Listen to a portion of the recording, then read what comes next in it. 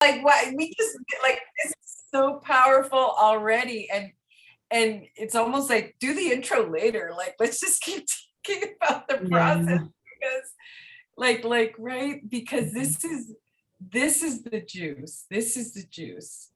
So what exactly where did you feel completely resonant or where I find that like when all of our chakras get lit up by someone or something, when that whole thing happens, it's just it's such a direct message, right? Like something has to be unearthed or excavated or mined. So it sounds like that's what happened to you.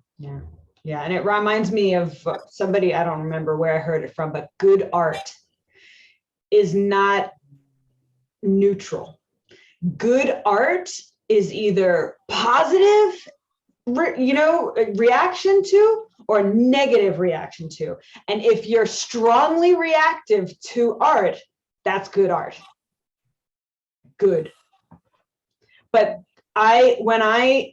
we've been friends, and I just want to do a little, we've been Facebook friends for years through Amanda's mastermind group. Yes. Right?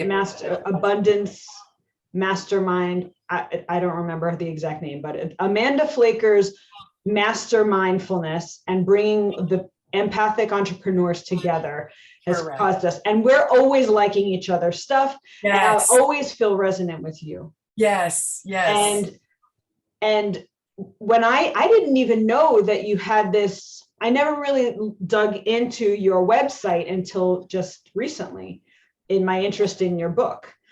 And I'm going, I have my own way of helping, of inviting people into the space of stillness. And you had this dynamic meditation. And I'm like, it's just so interesting to me how we have such similar intent. And it comes from, or Amanda has given language to what we're doing. I mean, in a metaphysical kind of a way, Yes. It's almost like, so I have a few thoughts already with what you're saying. So, so the group is made of empath entrepreneurs, and one of the empath ways is that we just feel each other. So it's very likely that we have no idea what we do. Right? Like that's pretty secondary. It's like what you're actually doing out in the world, in the 3D world. Yeah. We really powerfully go by what we feel with people. Yeah. So and I'm like, I know her. She's my soul sister, like duh. And it's just because you feel that innocent, pure energy of I want to say it's like a childlike purity, and it's the intention is just to serve humanity in a supportive, nurturing, soul feeding way. And when you associate with people like that, you're just like, yes, we still all have our stuff, It's like an internal decree we have. It really is. It's something, it's unavoidable. Like we've got to do it. And I think what Amanda has done is she's really given words to the specific journey of the empath, including sort of trauma and being wounded and being in some ways overused in some ways, that keeps us small. But then her revolution or re-evolution, I guess, has been to bring the empath out with all of the bigness and giftedness. And you and I are representatives of that. And so this sort of feeling each other. and then now we're meeting in the 3D almost. It's like, oh, what is it that you do? What is it that you're up to? Yeah. Oh my God. Yeah. So exciting, because I could take our conversation into any branch. There's like all these different branches. And I wanted to say, when it comes to the vulnerability piece of being honest with you and say, hey, jealousy came up for me. And Amanda has taught me to say and to be with the trigger and observe it instead of automatically going to repress it, automatically to deny it, automatically come up with all the beliefs that say, I don't really want to go there with her because she's more experienced than I am, or I'm intimidated by all of her color and dynamicism. And I'm going, no, I'm going to take that trigger. That's what Amanda has helped me practice all the time is I'm triggered. Ooh, what's going on? What do I need to look at? And that's when the inner world became this really exciting place of wonder. I was trained to think I was boring, and being empathic, it was a debilitating space to think that I was boring when inside there's this giant world that was repressed. And now through Amanda's work, through lots of other input, but really Amanda's work is huge with that idea of taking a trigger and saying, oh, thank you. And instead of repressing it, instead of suppressing it, instead of resisting it, I go, ooh, a trigger, cool, for me to look at and take responsibility for and to love it. And people get funny when you say, love your sadness, love your heavy, dense emotions, but I mean, when I say love, I mean honor, because it's a valuable emotion, and to minimize it is the lack consciousness. To honor it is saying, this has meaning, this has value, and it's not to be negated. I loved what you said in the podcast with Amanda about, oh man, forgive me. I get, when I get excited, I get a little freezy, I got you. Just take your time. Yeah, think it through, feel it through. What did you feel? What do you remember the feeling that you had? Maybe feel it through instead of thinking it through. Well, if it's like, oh, I hate it when I do this because I get, it's like I get. You really want to remember. I really want to remember. Well, let me just sort of I know it's going to come back. So this idea of thank you triggers, which lead to the fault line, right? Whatever deep wound we've got going or deep want we've got going, and that leads to the gold mine, right? So you the way that we circle around is I love it that you shared like that, because immediately, the first thing you said is when I saw your intro, when I saw your I felt jealous, right? Trigger. And for me, what that does for me is immediately I can connect with you, right? That's, for me, that's the human intimacy thing. Yeah.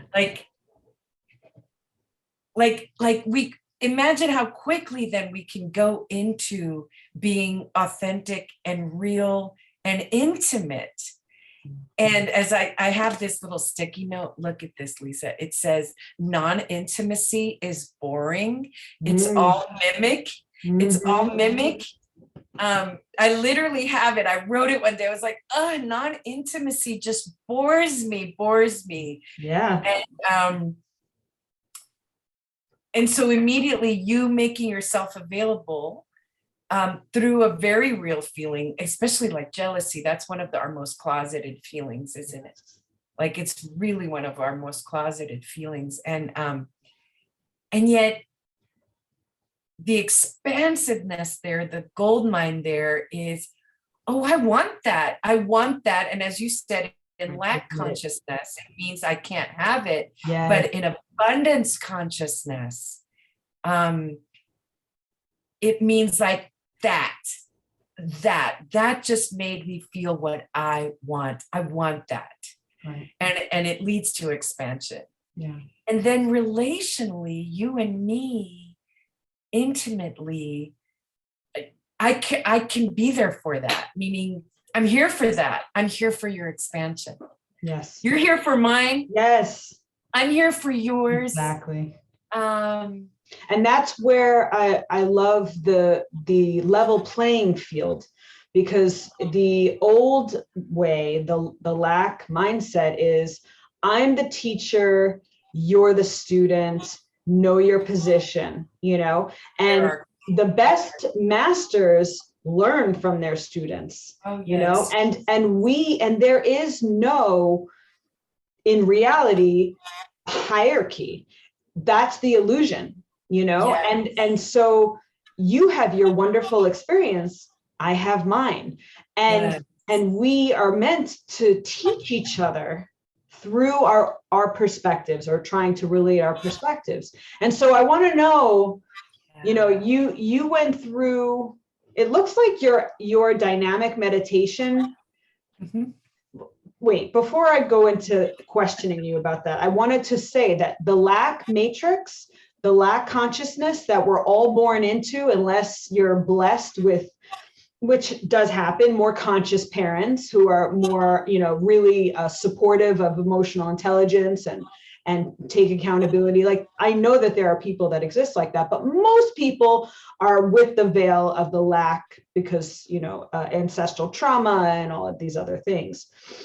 We were taught that we were boring and we needed to be entertained, because we're not entertained, like before television and before radio, we were all entertaining each other with our stories, with our beingness, and we had to communicate before radio, like we were all storytellers. There was the village storyteller, and now it's all so muddled up because everybody looks to Facebook and,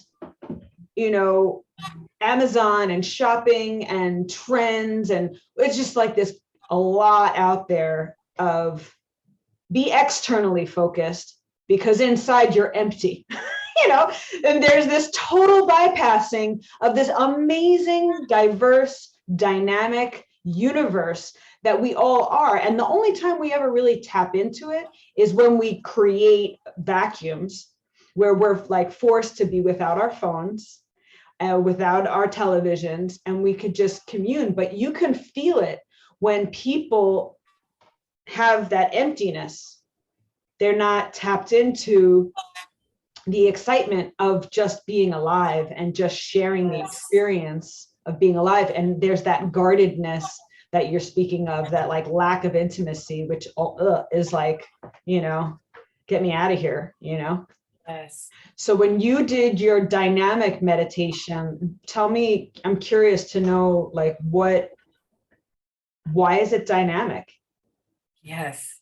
But can I circle back to what you just said? Because you're really making me pop here.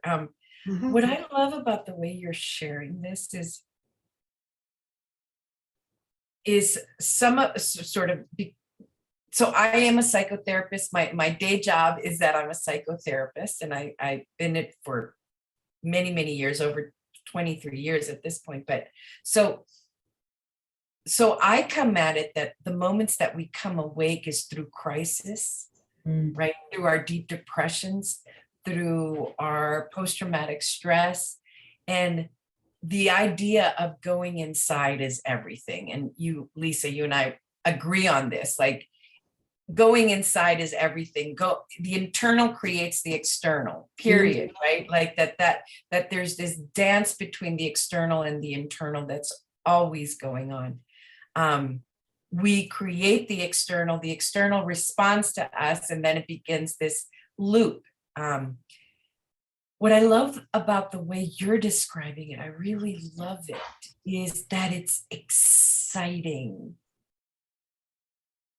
That it's not just going in to look at the wound, the trigger, right? That there's that there's or almost this like beautiful, gorgeous world to explore inside of us, beyond just it being our woundedness, our layers, our let's say our psychological sleepwalking, all of that, but that know that there's this incredibly multicolor world, multidimensional world inside of us. So I really appreciate you using that language. Well, it's through contrast that I got to see, because there's one part of me, the insecure, brainwashed part of me, that believed I was empty and not enough. And then I knew that there's this other part of me that's rich and full of wonder and like has so much to say, and so much to learn, but there's that comparison. And that's always kind of where I've lived, is going, and that's when I, discovered Esther Hicks, and that's how I found Amanda. Yes. It's this through contrast, through seeing what you don't like, taking it and saying, what do I like? What do I want? Like pivoting. It helps to clarify, to create the contrast. And when I love that word contrast, because it's so visual. A picture is not a picture without contrast. You cannot have a thing in the tangible 3D universe without contrast. And there is this polarity, I can go on and on, but I think the power of the word contrast is like, it's sort of neutral. It doesn't say this is good or bad. It's almost like, it's like the way that I would say it. It's like, this is me or not me, right? Oh, that's just not me. So I'm gonna pivot over here to me. Yeah. Like it's not, this is so bad, right? It's like, oh, this isn't, I mean, at this point, right, with Amanda, we keep talking about preferences, like, oh, not my preference. This is my preference, right? Or exactly my preference. Yeah, and that's been the frustration with the lack consciousness, is this, there's a heavy energy around comparison, and I don't have that. I'm jealous, and I'll bypass the fact that I'm jealous. I'll just go right to hate. Yes. I go right to hate. I'm not going to even acknowledge that I'm jealous. I'm going to go right to hate, and then you completely shut down. And that's why I think we get so turned on by vulnerability, is because it's the antithesis of competition. It's the admitting that we're a collaborative species. We're collaborative as people, and that's where the magic is, and that's where the growth is. But when we when we live in this, I'm not enough, they're enough, but I'm not enough. It's like, and then you resist it all, and I don't know, well, I think there's something there about it. So some of what I've been working through sort of with the study of words lately, and I know a lot of us are really using words, or at least I'm really, really, really into the study of words. And so comparison, for example, has been so imbued with hierarchy. Yeah. Right? So what we've infused words with, in the lack matrix, when it comes to lack, right? So a great example is the word comparison, right? So the moment we compare, the hierarchy of am I inferior or superior is immediately there. Right. And that's the wounded masculine. And that's where we live. I think that's why we're in this place that we're at of repression, suppression. We have to pretend to be better than, to default to better than, you know, and try to minimize anybody who threatens us. And this competition is inherently male energy, you know, and it's a wounded male energy if it's outside of play. Exactly. Because then it's survival, you know. Yes, Lisa, because I've actually, competition's another word, especially for men, because it's not, or the masculine energy, let's go with that, right? Whatever, because there is in its sort of natural form competitive play, right? There is. Oh yeah. And that's delicious and gorgeous and dynamic, but it's been infused in the lack matrix. It's been infused with survival and then death, of course, and then the extinction, right? The yes, I've said, like, big boys and big toys. That's what war is. You know, the drama of the cop and the thief, you know, it's this drama. It's the big boys, big toys. And I'm not saying, I don't mean to, like, you know, be stereotyping in the sexist way, but like, that's the world that we're living in, is this taking the play and making it real life and then calling it drama. You know, it's the drama and the trauma. And I, you know, war, which is, it's all the time around the world, you know, and now it's extra highlighted, but look at where it is, you know, just to quickly, you know, to touch on the Ukraine. I mean, that's where World War II was, right there, and World War One. There's right there is the epicenter of ancestral trauma, you know?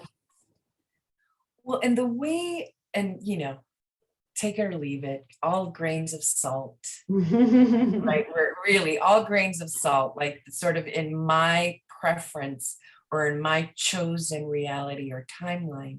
What I've been aware of is I've in these last years have been re-experiencing my own sort of the revival of my own trauma and my own decision making. It's almost like I'm invited, I've been spiritually and psychologically invited to look at the things that I've done and make these conscious new decisions about them.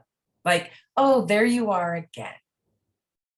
What's my choice around you right now, with who I am now, with sort of more internal cleanliness, let's say. Like I keep experiencing over and over, and the triggers have really been helpful. It's like, oh, that keeps triggering me. What's my new response to this? So because the internal is the external and the individual is the collective, that's how I'm seeing what's happening in the Ukraine and Russia. It's almost like, exactly, it's like, here we are, there's a possibility for something that could feel repetitive, right? For something like, it's almost like karmically, we're all being asked, whether it's big countries or little people, right? To revisit a choice, to revisit a decision, to revisit a response.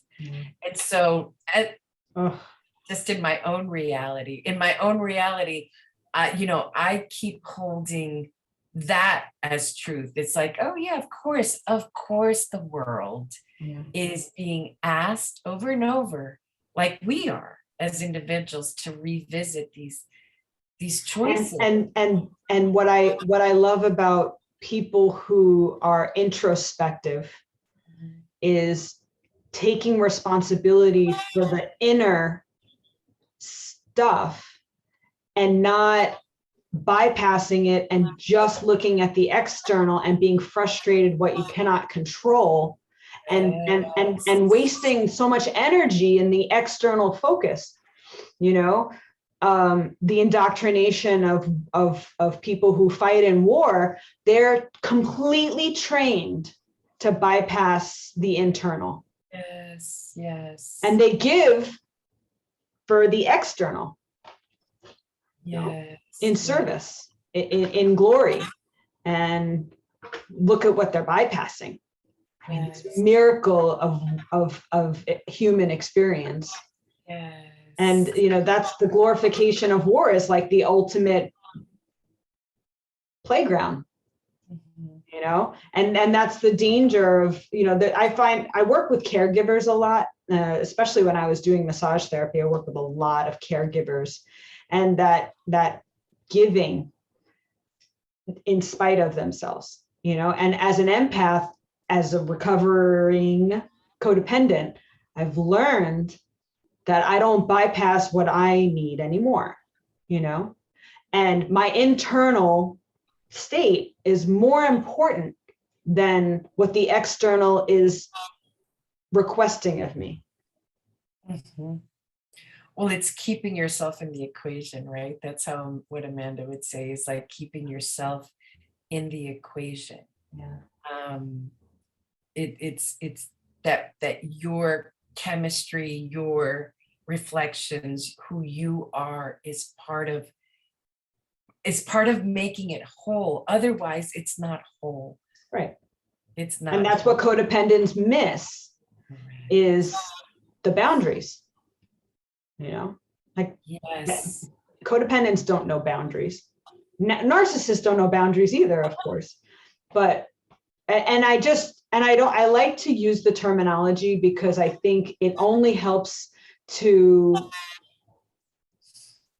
create context for relating, you know. It's a language. Yeah, it's Yeah, a useful language you know, for people, sure. I like to speak to codependent language and narcissism because it's all about, it's like victim mindset 101, you know, but it's a place to start. And I do believe, and it's my, you know, I think one of my purposes, and I think your purpose as well, is to help people claim their own life, you know, and to get the most out of it and to enjoy their life. And I would say that in the lack matrix, again, in the lack mindset, in the lack consciousness, where a majority of people are born into and raised with, there's codependency. It's like a complete lack of boundaries. And I love to, I want to pull people in and say, you're not alone in that, you know.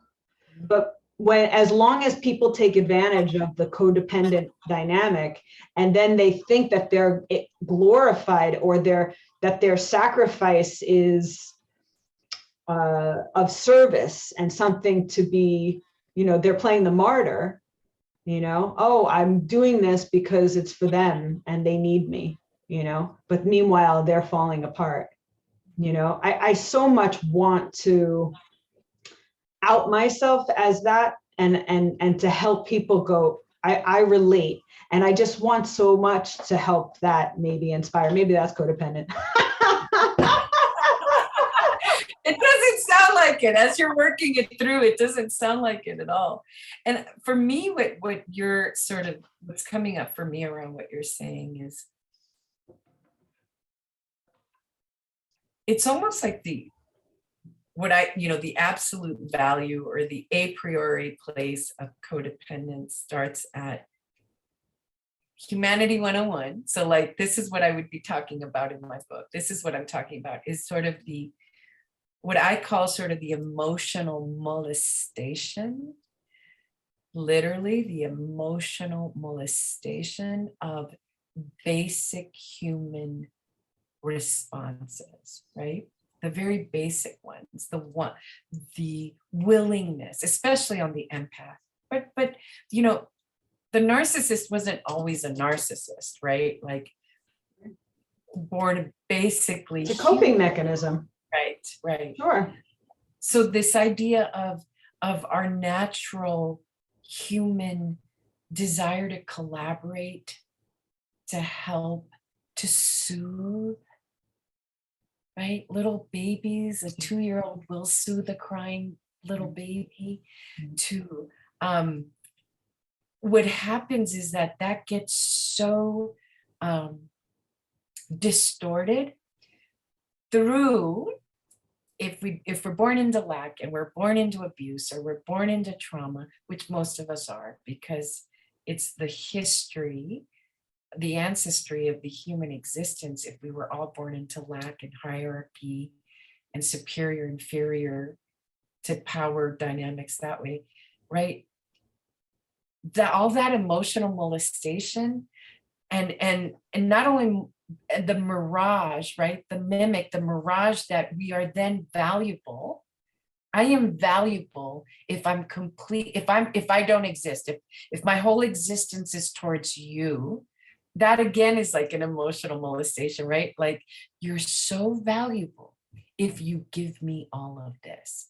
That certainly shows up in sex abuse. Right. In the narcissist empath relationship, it's like, you are valuable. So, so is emotional molestation the same as enmeshment? Is it the same? Well, or is there a nuance there? Because I'm like, oh, yes, that's a new term for me, I've coined it because it's like, it really fit. It really, really fit. It's not something it's way more accurate than enmeshment. Because enmeshment implies mixing of equal parts, and molestation is there's a predatorial type energy with the victim who's getting taken advantage of. And maybe the best way, I coined it for myself because do we have permission to be a little raw here? Are we a little raw? You can take it out, you can keep it in. So sometimes in sexual abuse, for example, the child or the teen can be getting sexually molested, and the body might experience an orgasm or pleasure, for example, but it doesn't mean that the child isn't being completely violated. Yes.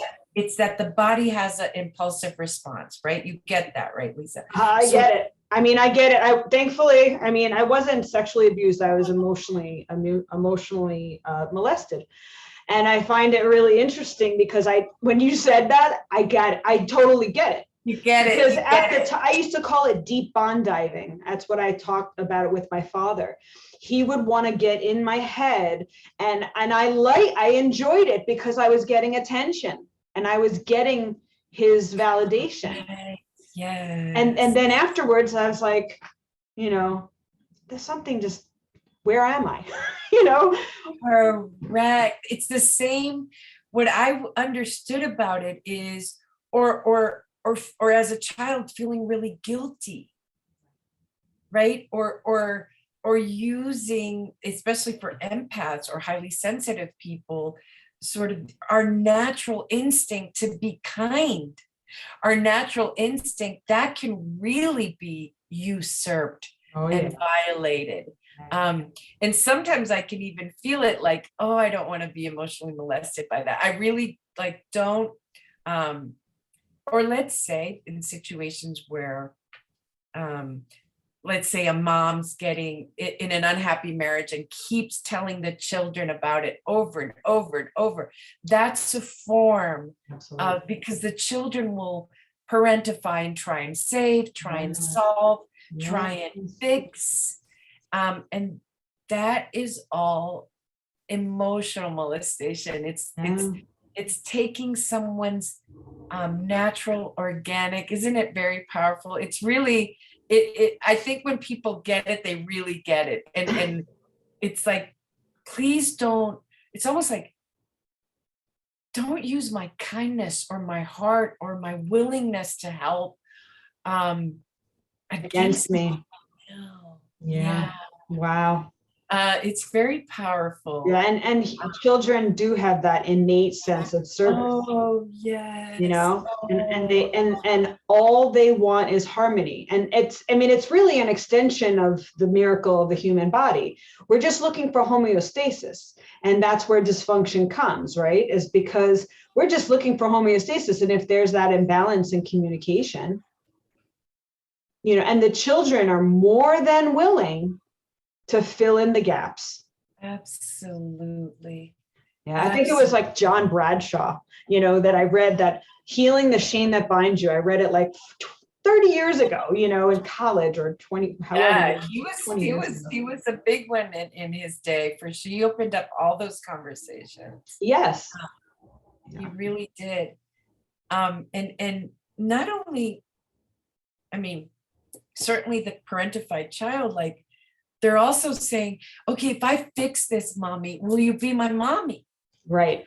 Exactly. If I solve this, daddy. And that's why, oh, girl, that's why jealousy is so repressed. Because that's an example to me, where you have that denial of needs goes so deep into somebody's pain body. I'm just going to use the pain body as because it's a container, it's a place to put that they can't even, they don't want to go there because they're so, and it's not only repressed, but for the ones who are feeling it, it's if it's not guided or spoken to or normalized, right, this exactly whole, then it can start taking the war vibe, right, even as children. Either, and you're right, it's either completely pushed down or moved into as energy for war vibe. And then it also, and that's also the lack matrix, how it feeds into the lack of trust. I mean, it's what a beautiful example. That's like the root of perpetuating the inability to own that, what that happens, this struggle to want to make things right and make things normal. Because let's say in this scenario, the parent, they don't think there's any problem, that there's no problem, and God forbid you try to address it as a problem, Yes. Well, the child doesn't know to do that, right? Right. Not with the lack of awareness, which is, why we're here is, and why you're gifting the world with your work. Yes. Of, we're here to gain that introspection in a way that's not scary. And what bothers me so much about the lack mentality is there's this judgment, so much judgment about the heavy, dense emotions. And if we don't make them wrong, they're not wrong. They're not bad. They're not good. They're not indulgent. They're just what they are. And they're a natural byproduct of what lies in. And now, of course, remember what I wanted to say about the thing that you mentioned with Amanda that I got stuck with.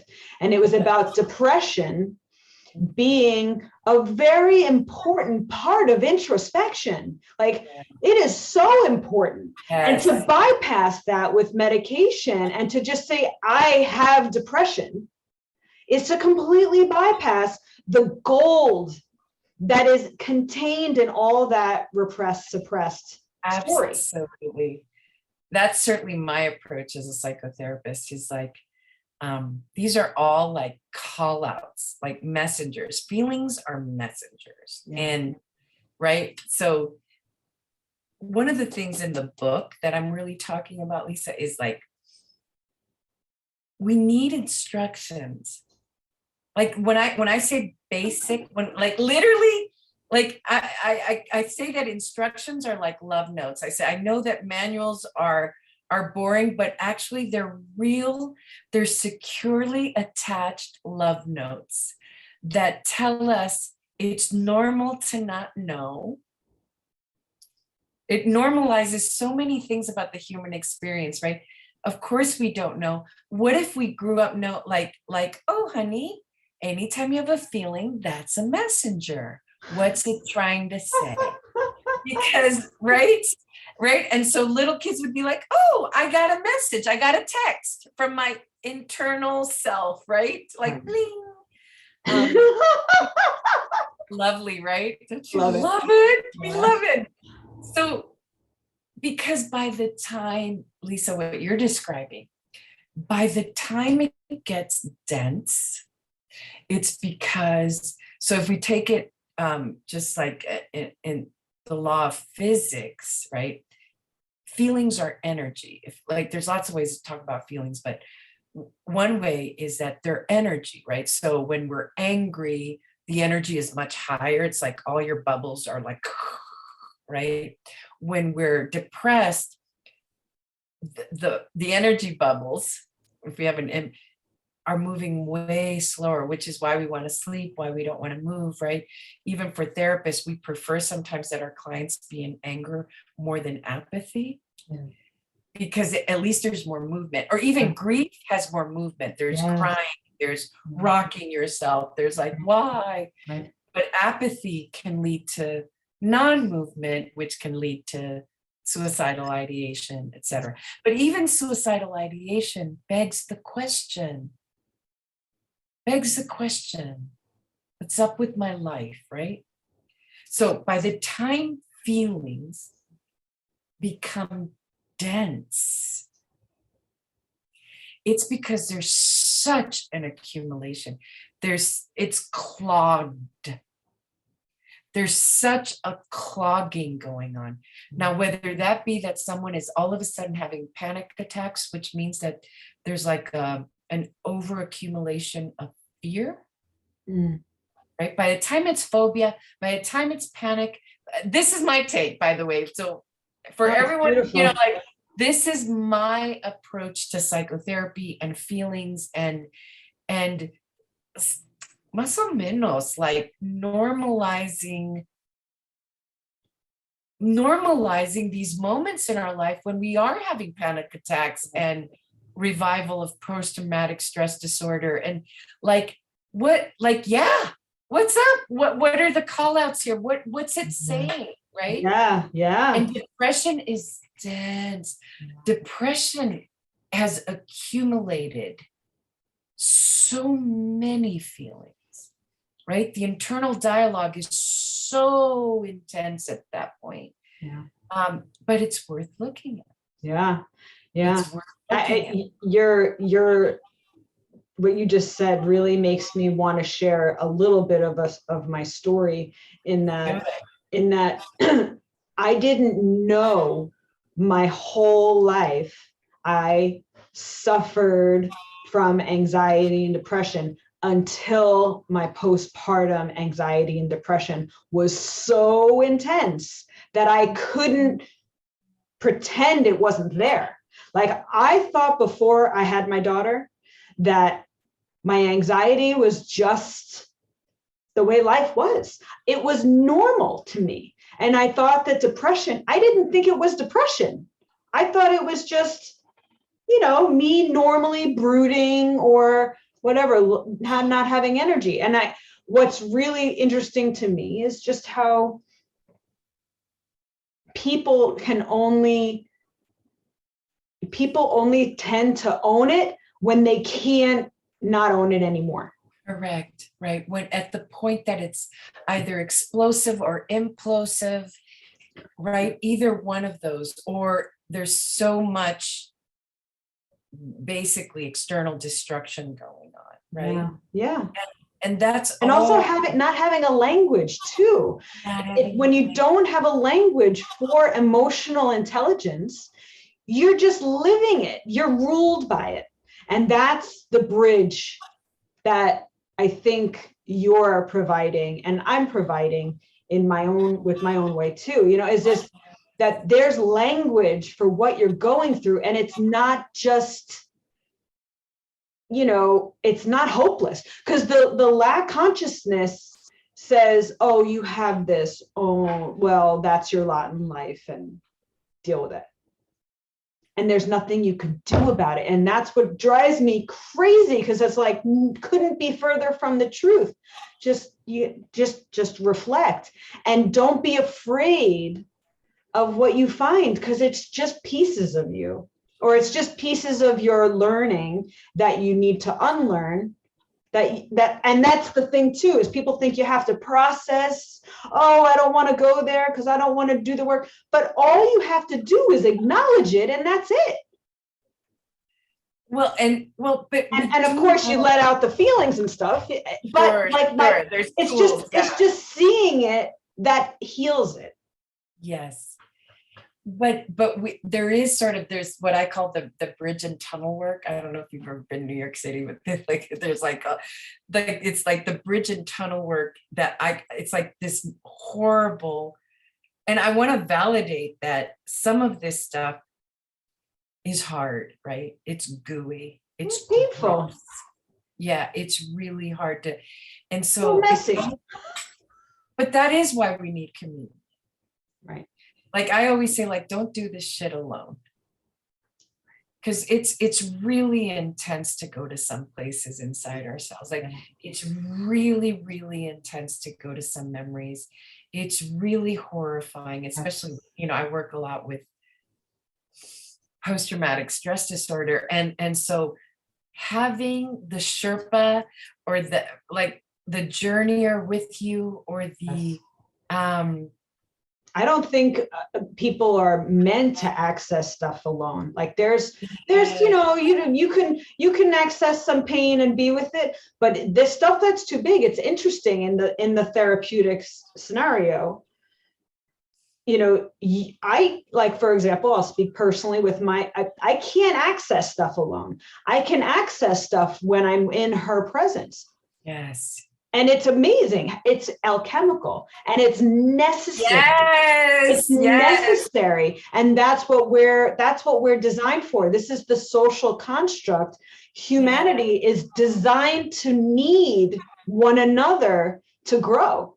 We've become so hyper independent as a trauma response. Correct. And that's one of the things I say. That's why, Lisa, that's why I called it Humanity 101. It's almost like,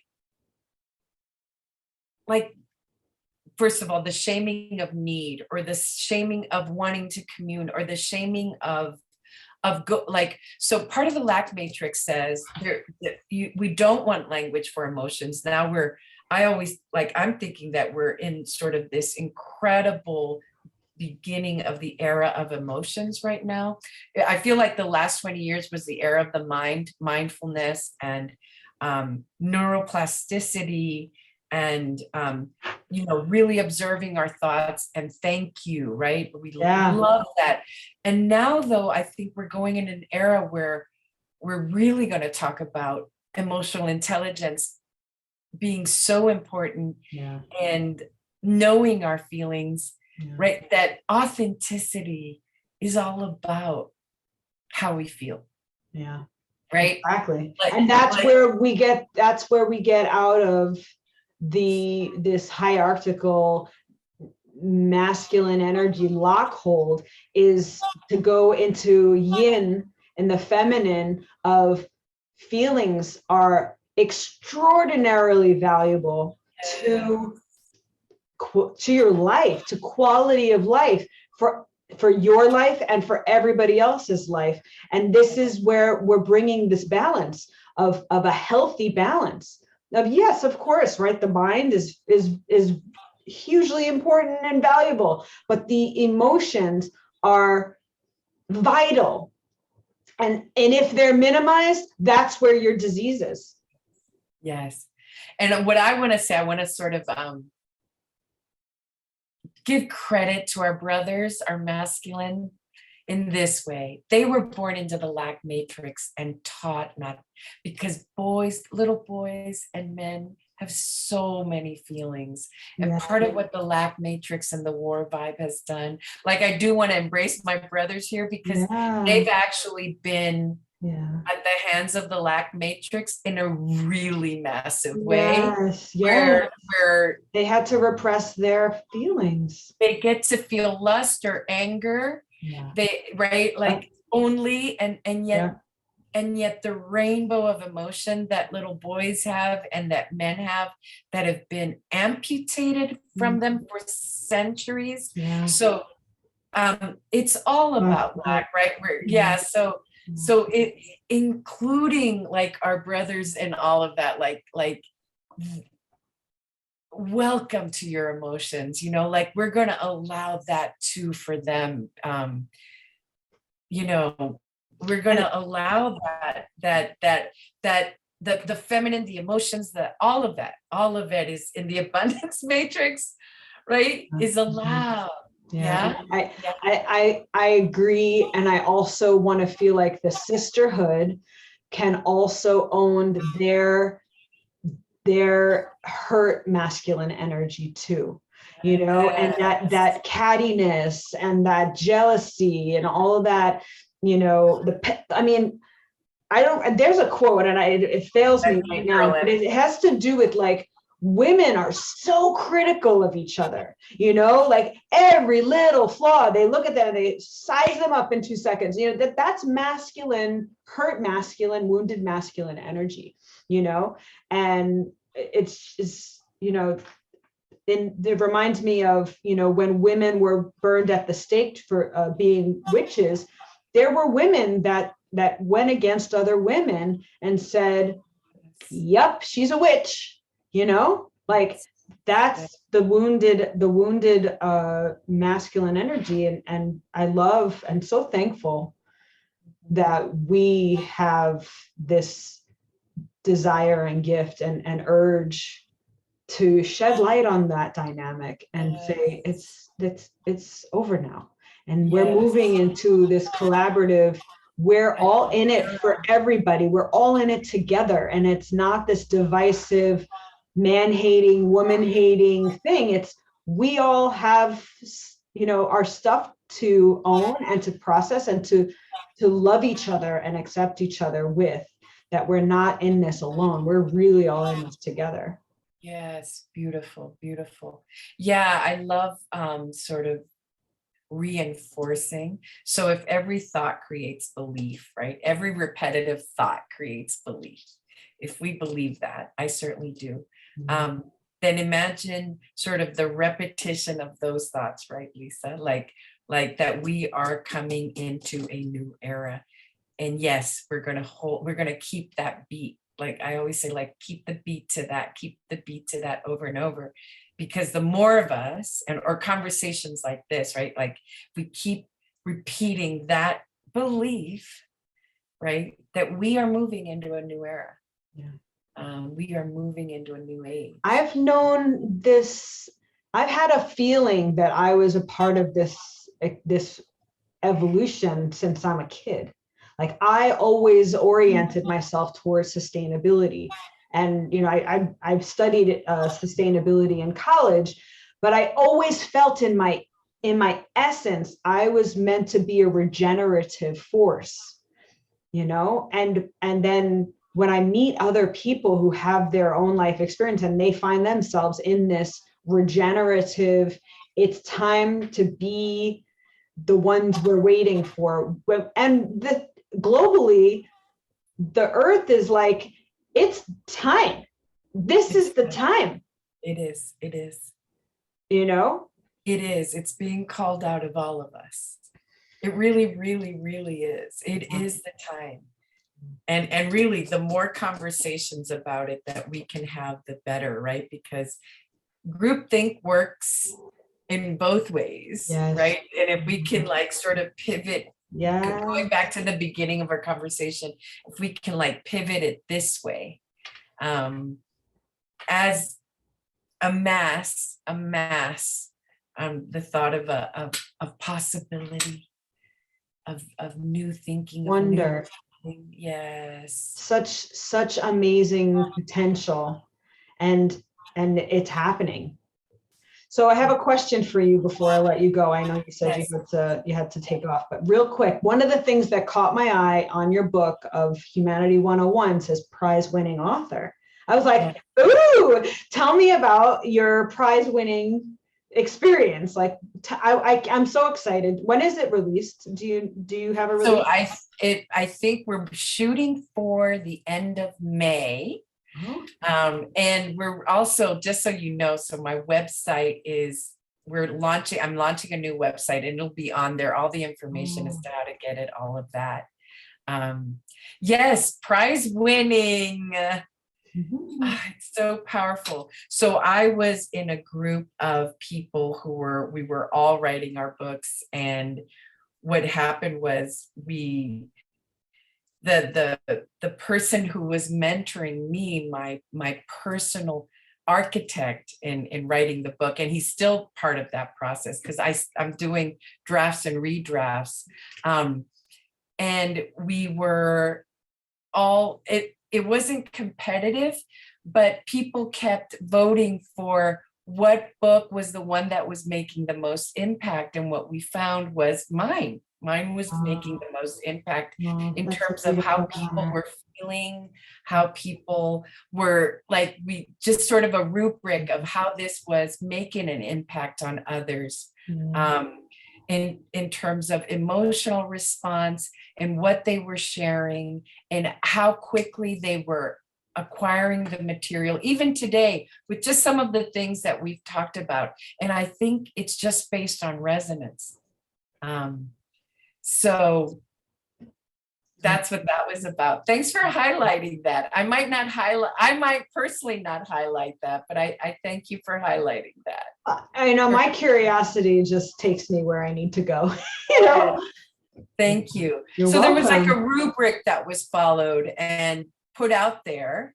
Yeah. And it's that your shine, that's your shine. Like I just gave you that spotlight to go, yeah, baby, because you are impactful. You're really impactful. You're a little fireball, and I love you. And I'm so thankful. Thank you. I'm glad thankful. You didn't go with my darkness. No, sort of like where we go is to want to either get small or hide, or on the contrary, to come because I want your bigness and you want mine. I knew that my jealousy was only mine, and I knew that it wasn't coming from you. And when I started to get this desire to like fill in any blanks, I knew there was nothing to go with, because I know your heart, you know? I know where you're coming from. And I knew that was like, yeah, I got to get past that. Yes. Because this is the service. We're meant to connect and to support each other and to say, yeah, this is what people are talking about, you know? This is a really important conversation. These are really important conversations. And we have to embody as sisters what we're saying. Yes, that's part exactly. Of, as sisters, like whatever triggers come up, to embody what we're saying. And so, yay, kudos. Lisa, thank you. Welcome. Thank you so much. Thank you. So you want to just share your website? I mean, it would be great. I'm going to put it in the intro description. I will. So I'll text it to you and you can put it in. Oh, no, I have your website, but if you wanted to speak it, you can share it. Yeah. It's just ClaudiaCatarucci.com. Okay. And Catarucci has 2 C's. It's a little tricky. It's easier to see than ClaudiaCatarucci.com. And right now we're going to relaunch, and the book's going to be on there, and my speaking. I can't wait to see your new website. When is that going to be launching? Soon? God. It's so exciting. It's so exciting. Like, yeah, it's been like a work of my marketing team and I. Like, there are 2 fantastic women, and they're so dynamic. And it's been like what you and I shared today. It's like been this process of an alchemical process together in design. So that should be coming out in a week. All right, good. Okay. So let me know and I'll share it. Yes, thank you, babe. Thank you. So hold on, I'm gonna stop recording. Yes.